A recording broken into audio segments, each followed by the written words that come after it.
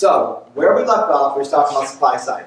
And the reason that supply side came about was because of this thing called stagflation. And stagflation was the occurrence of unemployment and inflation at the same time. And that kind of blew away all the economists, because they never thought that would happen, where we'd have bad things with unemployment, bad things with inflation at the same time. So that's what kind of sparked this theory of, well, what can we do to move the supply curve to the right? Because that's the goal. The goal of supply side economics is to move the supply curve to the right. The way that you do it is through the business sector, and you lower the cost of doing business. So there's kind of this dual effect here. Well, we know what it is, and it so kind of started because of this, them both going up at the same time. So I went over this last time, right? When they both go together, this is going up, that's a bad thing. And here you get these periods of time where that happens. Okay, so now we're going to move forward. I kind of went over that, and today what I'm going to do again is I'm going to talk about supply side, but I'm also going to talk about the downfalls of supply side too. Okay, because it's got a really bad reputation among the press. And so we're going to kind of look at why that reputation and whether or not it's justified. Okay, so so let's start with this supply curve. All right, we have what I told you before is we had this in the old days, right? They had this supply curve that looked like this, and then this, and then that. And the way that we look at it is like, all right, let's say that you have your price, and you have GDP here, and then unemployment here. And let's say we have an aggregate demand curve right here. Well, if the aggregate demand curve is here, and we would have probably, let's call this what's called YFE, and I'll go up and talk about that in a second. But like way over here, we probably would be like in a recession. Okay, here we would be in like a growth recession. And here we would be like at expansion period. So if you look at GDP, when GDP is really low, then we're in a recession. When GDP is between 0 and 3% growth, then that's called a growth recession. And then at like 3% growth, it's this what we call this YFE, and okay, so we have YFE, and the YFE is the full employment GDP. So you notice it puts together two things. It puts together employment and GDP. So we're at this point right here. Well, the Keynesians thought that we kind of were in this range. This is sort of a Keynesian view. So they thought, because Keynes wrote during the Depression, so if the demand curve is here, and we have prices are here, and the government decided, hey, let's spend a ton of money, and let's increase government spending. They increase government spending, that's going to cause the aggregate demand curve to shift to the right, so that goes this way. So the end result was that government spending went up, GDP goes up, but prices stay the same. See what happens here from here to here. So when the economy is so slow, then what happens is that the government can do what they want to do, and it's still not going to cause inflation. And a lot of people think, it doesn't take long for this to happen. So people think, it might have happened in 2008 when, we had a TARP, right? TARP was a toxic asset relief program with $750 billion given to banks by the government. Then we had over $1 trillion stimulus package that was passed by Congress. So we had about $2 trillion directly spent, by the government, and demand went up, but prices didn't go up. So there definitely is a good argument to say that this could happen when the economy gets slow. The government can step in and increase. They can increase the demand, and it still won't cause inflation. It keeps prices constant. Okay, so that's when Keynes wrote. Remember, Keynes wrote during the Depression. So this is why people call this the Keynesian portion of the supply curve. And then there's this other portion of the supply curve called the intermediate portion.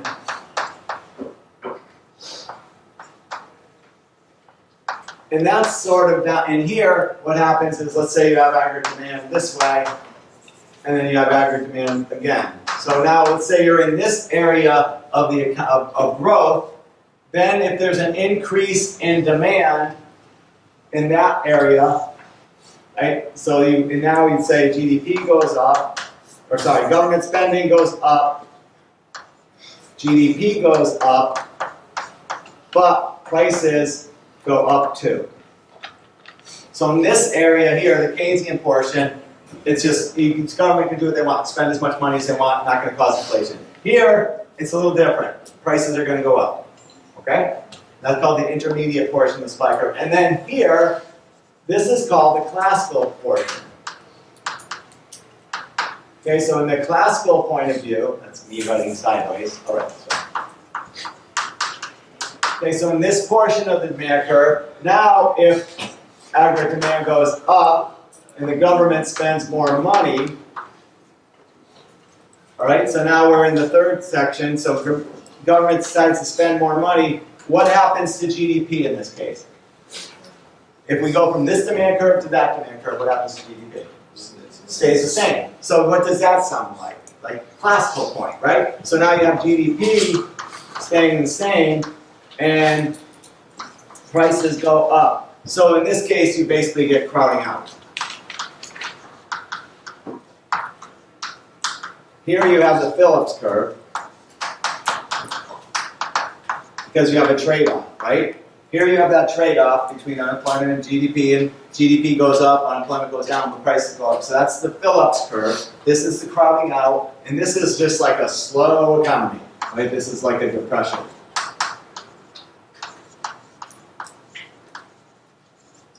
All right, so all that's kind of like the historical, old school way of looking at it. And this is how they would have been teaching classes, 15, 20 years ago. But now now things have changed. Okay, so now we're going to look at more of a contemporary view, and a contemporary view is different, right? So now we have this view that we have this demand curve that's downward sloping. We're cool with that, right? We all know where that comes from. We have this demand curve or supply curve that's upward sloping. But we also have this other supply curve that comes through here, and this is the long run supply curve, and this is the short run supply curve. So to put it in perspective, this would be our YFE. That's our full employment GDP. So this is the goal. Now the big question that economists have is whether or not things will happen naturally. Like, will we naturally go back, or do we need to push? So if the economy slows down, does the government need to step in and push it, or will things self-adjust? And this format here allows us to look at both processes. So we have prices here, we have GDP here. GDP is otherwise known as Y.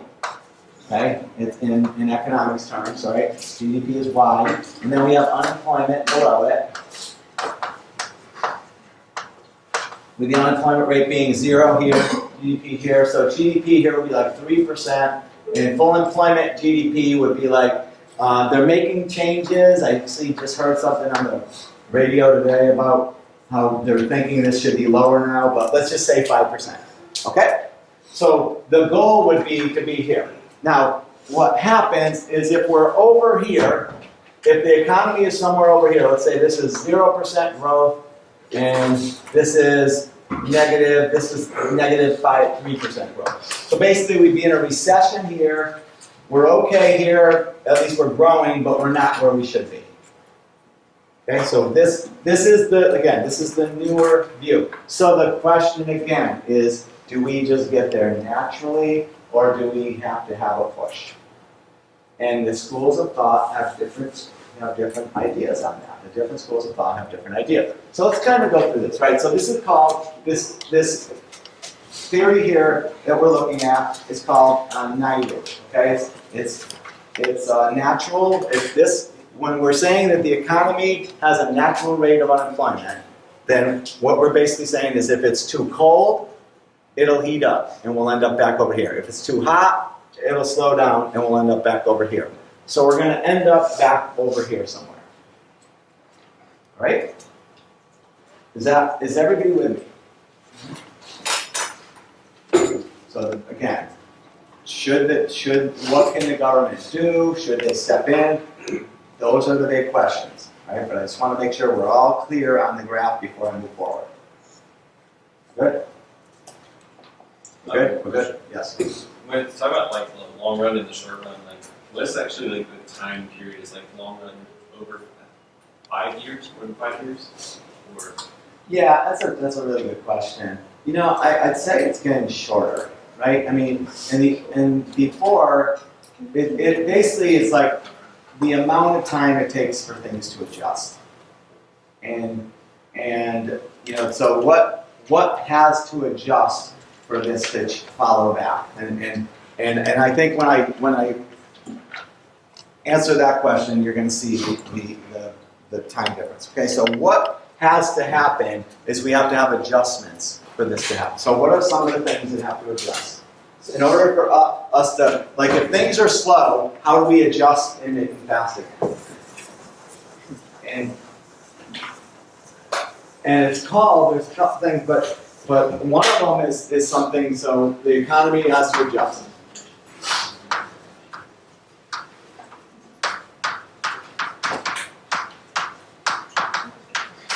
And there's different ways that there's adjustments, okay? So what exactly is adjustment?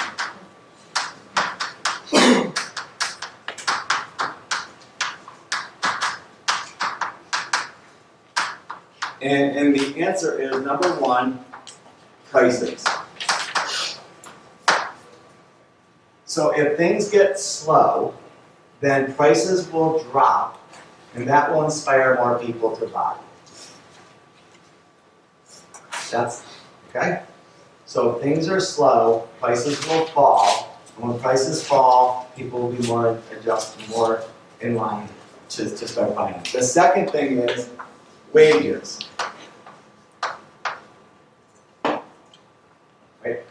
When the market is slow, then people get laid off, and when people get laid off, what happens to their wages?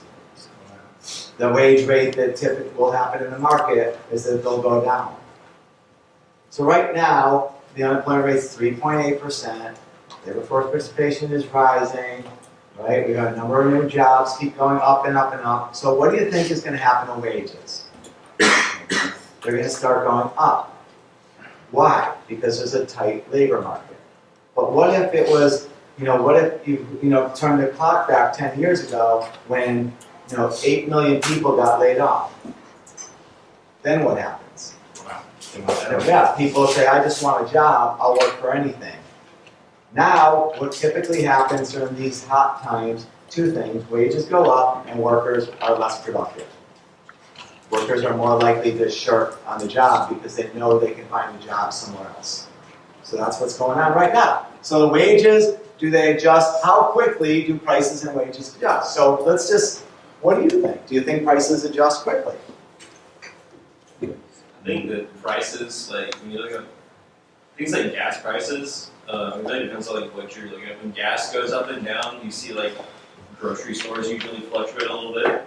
So when gas goes up, food goes up, and that's one of the big ones that you see a lot of like fast play with. But when we talk about things like technology really doesn't fluctuate a whole lot unless like, especially right now, it just goes up and up and up.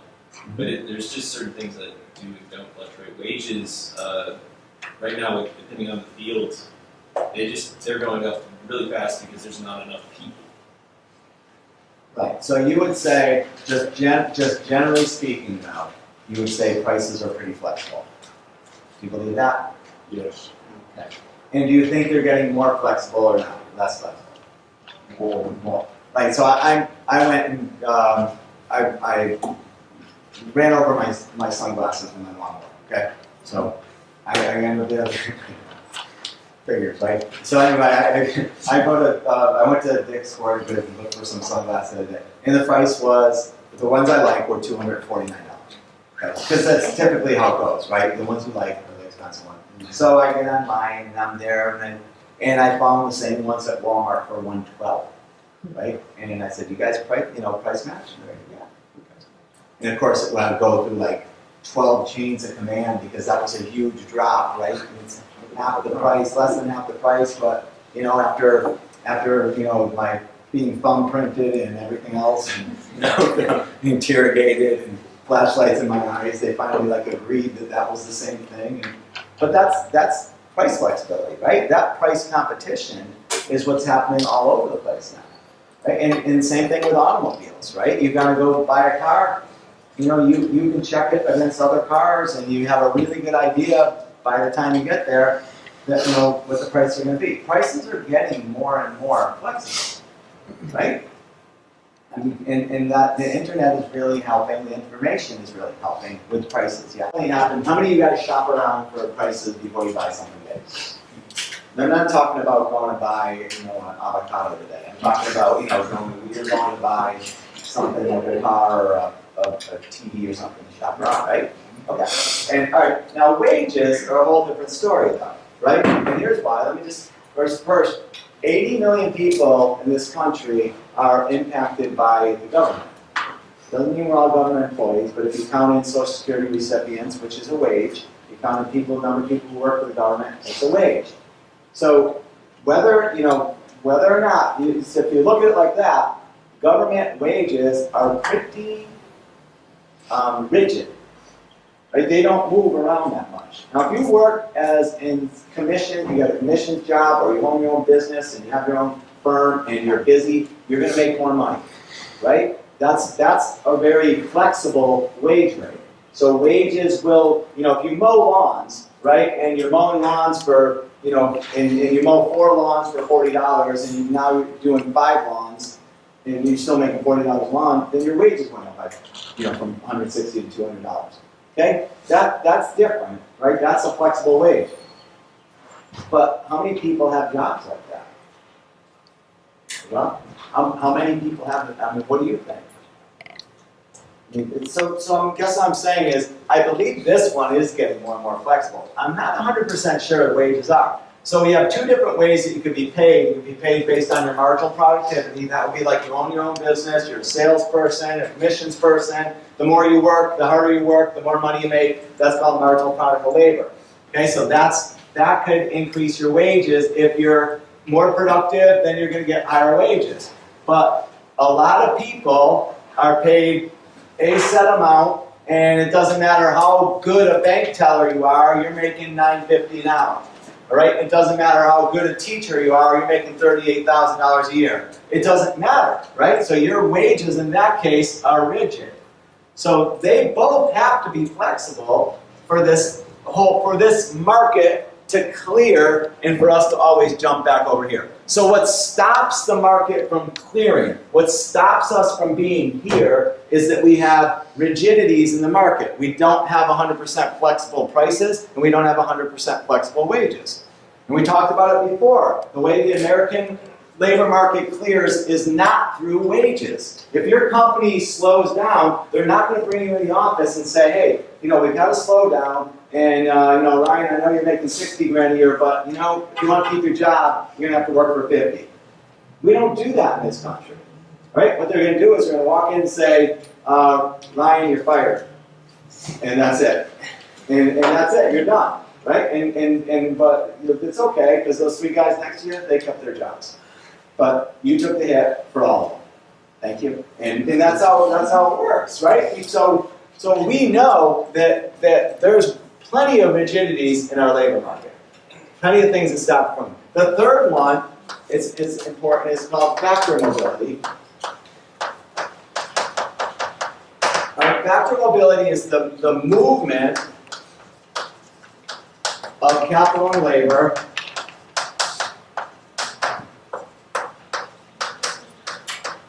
to its most efficient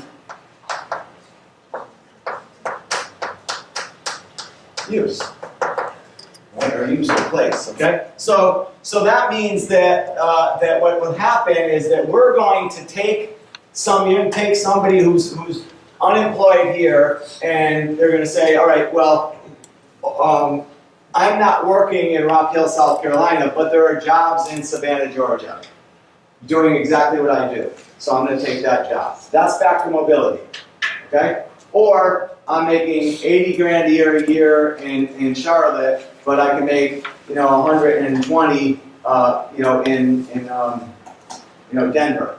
So I'm going to go to where I'm paid the most. That's factor mobility, right? So does that happen?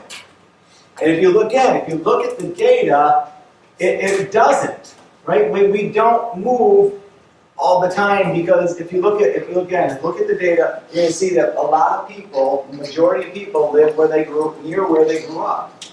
They live in the same state that they grew up. They're comfortable, they're familiar with. That's where their family is. So even though I could get a job tomorrow at USC, all right, then I'm going to stay here because this is where my family is. Okay, that's kind of how it would work, right? Like in my case.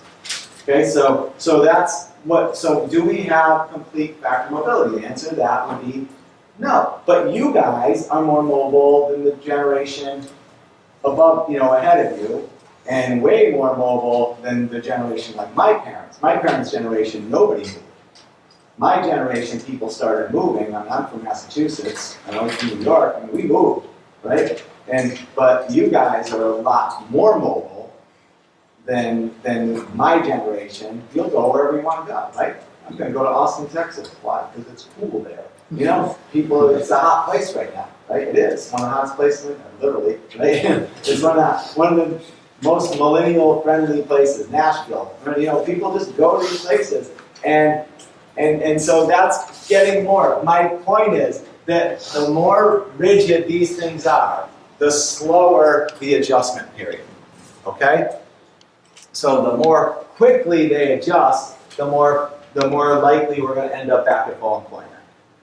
All right? Because prices fall, then that's going to stimulate buying. More people will buy because prices fell, and all you know, people are buying, businesses are hiring again, and next thing you know, we're going to get back here to this long-running flume. So the classicalists would say, we're always here.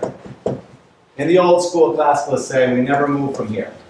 The old school Keynesians would say, if we're out here somewhere, all we have to do is increase the government spending, and then we can be back here. But then when we're here, there might be some other problem that comes up, and we might be moving here. So we just keep moving this average demand curve, and it goes from place to place to place. The classicalists would just say, no, we get here, and that's where we're stopping. Now, what people say now is there are short-run periods of time where we move off of this. But in the long run, we will be here. So it's a compromise. So they're basically a compromise and said there's short-run periods where we'll be at full employment. We'll be away from full employment, but in the long run, we should adjust. Now, how long is the long run? How long does it take for all these things to adjust? How many years do you have to be unemployed before you're going to move to North Dakota to take a job on oil rigs? Right? Because that was the only jobs 7 years ago. How many years would that be? Would you do it in 2 days? No. Would you do it in 2 years? Maybe. Right? So it's hard to say what the long run is, but it means it's the amount of time it takes for all these things to adjust and us to go to the next step. Okay? So is everybody okay with that? So that's all about. So in your notes, that's where I talked about the long run. It says the long run at the top. Okay, next thing, and I talked about the natural adjustment. So now let's talk a little bit about where supply side fits in. Okay, so this next thing is, well, what happened is that over time, like I just said to you guys before, when this used to be 5.5%. So how do you know when we're at the natural level? The answer to the question is, there has to be a point where unemployment and prices, right, their prices here, are stable. So we have low unemployment and stable prices. If you can have low unemployment and stable prices, then that's the goal. So you know you're at this natural rate of unemployment, otherwise known as NAIRU, right? And if you take money in banking, you'll learn all about that, okay? You can 335. But the way that you get there, or how you know you're there, is that you look at the data and you say, well, unemployment is, or GDP growth is 3%, and unemployment is 5.5%, and prices are, inflation is 3%, so we're there. But what happened during the 1990s and recently, what happened was kind of weird. What happened is that the growth stayed about the same, but the unemployment rate and the inflation rate basically, the unemployment rate dropped. So now this level, right now, we're at 3.8% unemployment. Most people would think that we'd be over here. But that seems to be a really consistent level for us. So how does that happen? How do we have lower unemployment without having higher prices? That's my question, okay? How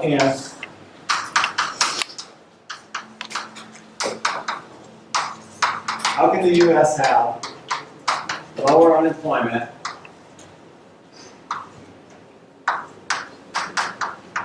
without higher prices?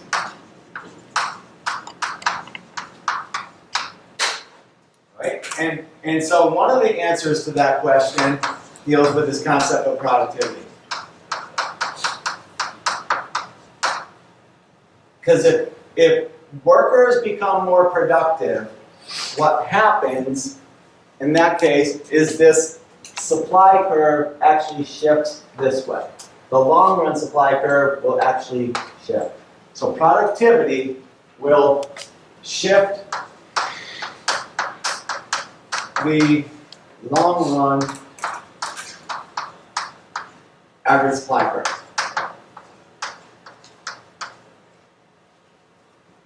All right, and because remember what productivity does is it lowers the cost of production.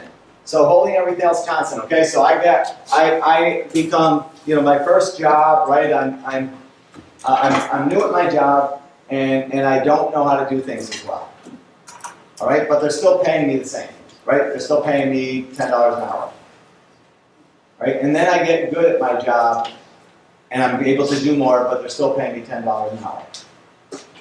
So which one's better for the company?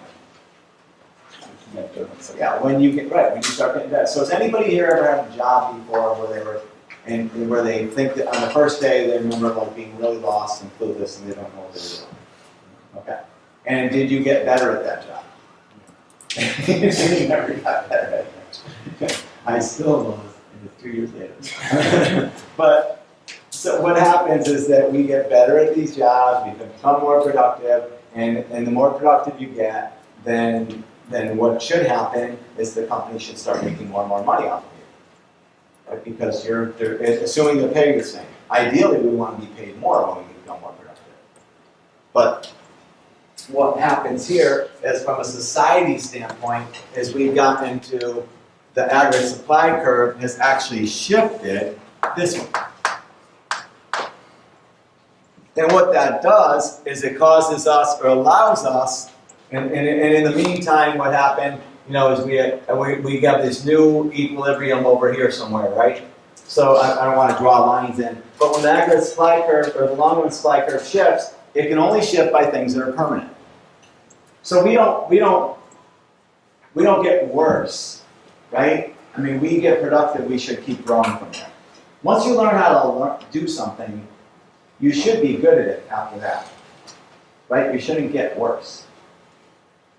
And so if you have a job and you're productive, you keep going this way, right? And So that's why I'm saying it's long run. You don't go backwards, right? Once you learn how to file some taxes or something like that, you get better at it. Once you learn how to, hit a tennis ball or soccer ball or shoot a basketball or something like that, you don't get worse at it. You don't start going underhand or kicking with your toe or like that, right? You get better. You get more productive, and you don't go back. Same way at work, same way in athletics, same way in everything we do. So it pushes it here at a societal level. And we are, as a country, are really, really productive. Okay. So what should happen when there's more productivity? The output per worker goes up, right? Price and profits should go up for the company you're working for, and that should be a good thing for the whole economy. All right. Let's take a look at what's happened in the U.S. This is manufacturing output. So that means this is an interesting. So that what this graph means is that in 50, the average manufacturing worker was producing about $38,000 worth of goods and services for their company. In other words, if you looked at their pay, if you see productivity is based on, or pay is based on productivity, then that's about what their wage rate should be. Right? And then what happened is the American worker got more and more and more productive to the point now where we're at about $160,000 dollars per worker. That's how much the average worker produces, working goods and services. Okay?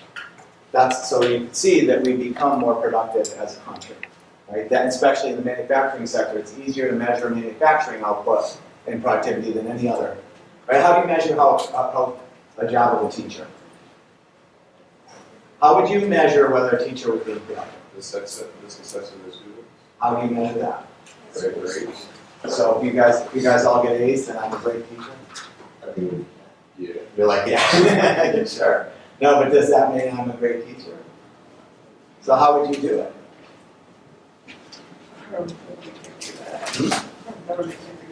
No, I think that's a really hard thing to figure out. Because some of the best teaching jobs that you see are some of the students aren't the best students. Some students have gone from they started out really low and brought them up here, but everybody else is still already up here. So it's like a value added, but how do you test a value added? So what we're going to do is, because I can't figure this out, what I'm going to do is I'm just going to pay everything the same. That's what I'm going to do.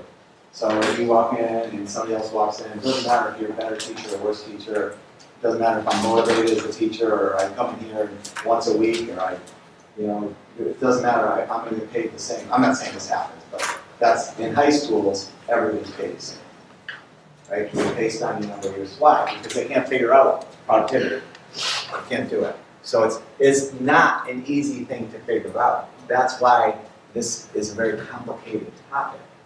But in manufacturing, I have 100 people working, and last week we produced 50 cars, and this week we produced 51 cars. I can tell, right? I can just look at output per worker, boom, done. Their output is the quality of the car is the same, good, we're good. But in other areas, it's just not easy to do, okay? So, what does the government do to inspire productivity? Well, probably not much, right? I mean, what government policies do they have in there? What inspires productivity, you guys, is in you and in me would be pay.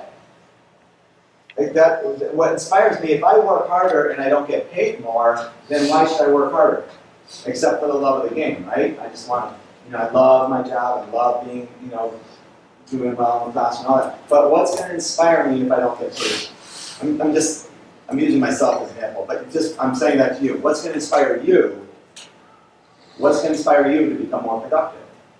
What if you're super productive and the person next to you is super lazy and you both get the same raise or you both pay the same amount?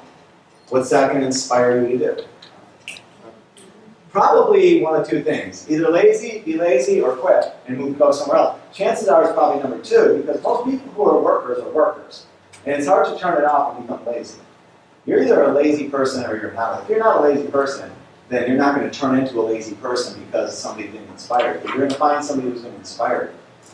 Right? But that's like I said, that's a little bit different. So in our overall, we look at wages as being the way to promote productivity.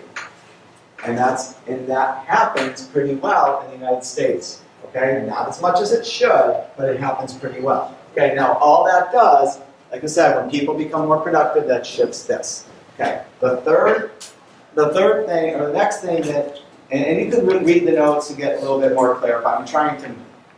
I'm not reading off of the notes, right? I'm just trying to teach the notes and not read off the notes. So you can read the notes if you're not sure exactly what I'm doing. Okay, the next one is free trade agreements. Free trade agreements also shift this supply curve this way. Free trade agreements will shift the aggregate supply curve to the right. All right? Why? Well, because it's the same thing. We're producing for cheaper.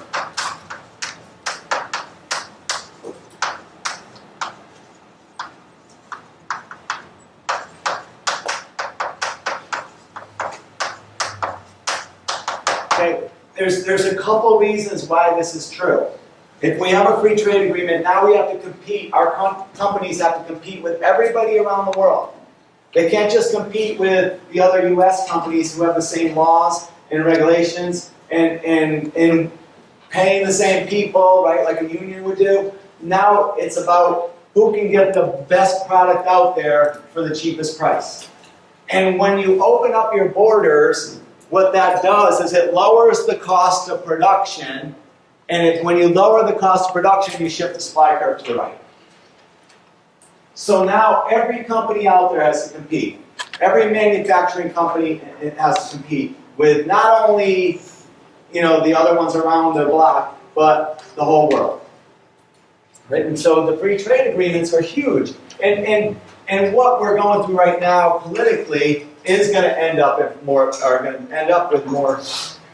free trade. But in the process, it hasn't happened, right? In the process, we have taxes and tariffs, and every economist is pulling their hair out, going, "Why are we doing this?" But we're economists, we're not politicians, so we don't know what the end result's going to be. Hopefully, the politicians have figured out, and they're going to make this more free trade. At the end of the China deal, it's going to be a better deal, a freer deal.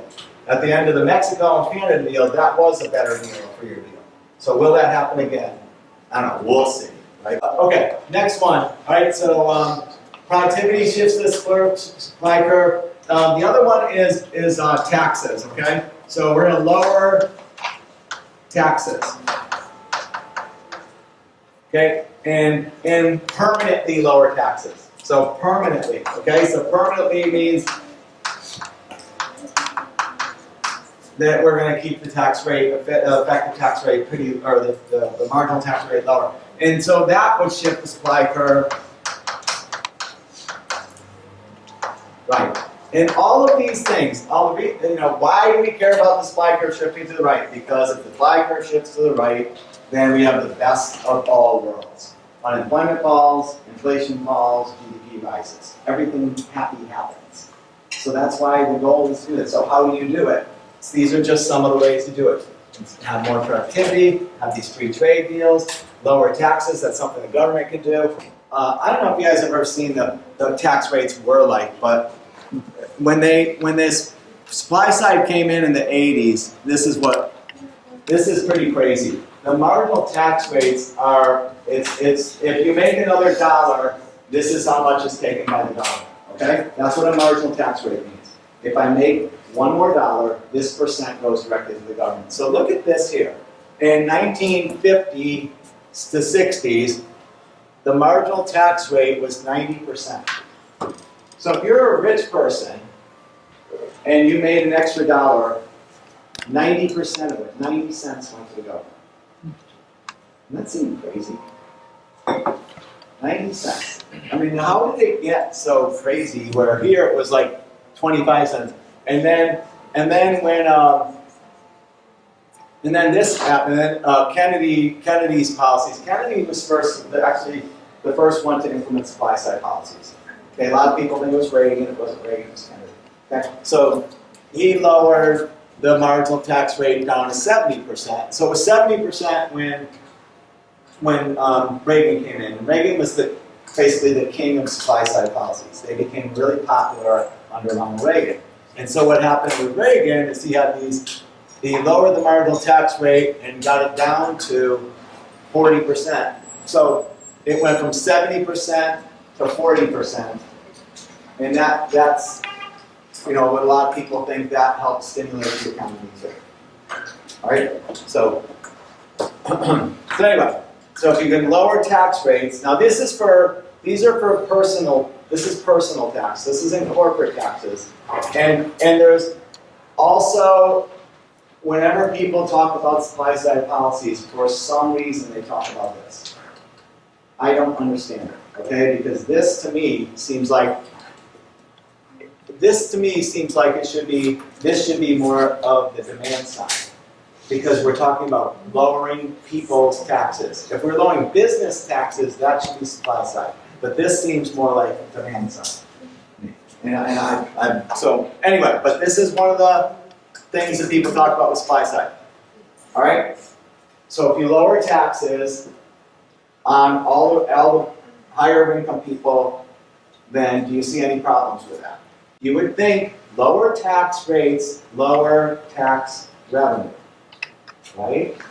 Well, that's where this thing comes in called the Laffer curve. And I would be remiss if I didn't talk about the Laffer curve, because Arthur Laffer wrote about this thing. He was one of Reagan's advisors. And what he said is that he thought that our tax rates were so high, right, that if we lower them, let me draw a picture here. So if we lower tax rates, we'll actually increase revenue. So he thought that we have this thing, this would be a tax revenue bar. He thought, let's say we were here. All right? So this is tax revenue peaking, and he thought that this rate that it peaked at was like 28%. That was his thing. Okay, so here, and this is tax revenue. And this is the tax rate. This is called the Laffer curve. Laffer curve. And it's a very controversial thing, okay? Because a lot of people out there just think it's too political. All right, here's the deal. Laffer thought that we were being over here like at 40%, that if we lower taxes, then what would happen to the tax revenue? Here's our tax revenue here, right? But if we lower taxes, what happens to tax revenue? It goes up. So he said that we were on the other side of this curve. So if we lower taxes, it would actually be increasing tax revenue. Okay? True or false? Let's see. Look at the data. And if you look at the data, what happened is when all of the tax revenue has gone up every single year. It went up every year. Even during the Reagan years, when they lowered tax rates, tax revenue went up. Okay? That doesn't mean Laffer was right, because there's 100 other factors that can cause this, but it does make it a harder one to, so people will argue on both sides of it. And it's cool, like I said, that's what we do. We show you both sides. Right? So, but there are other things that have, but tax revenue did go up during the Reagan years, but so did the deficit went up because spending went way up. Okay?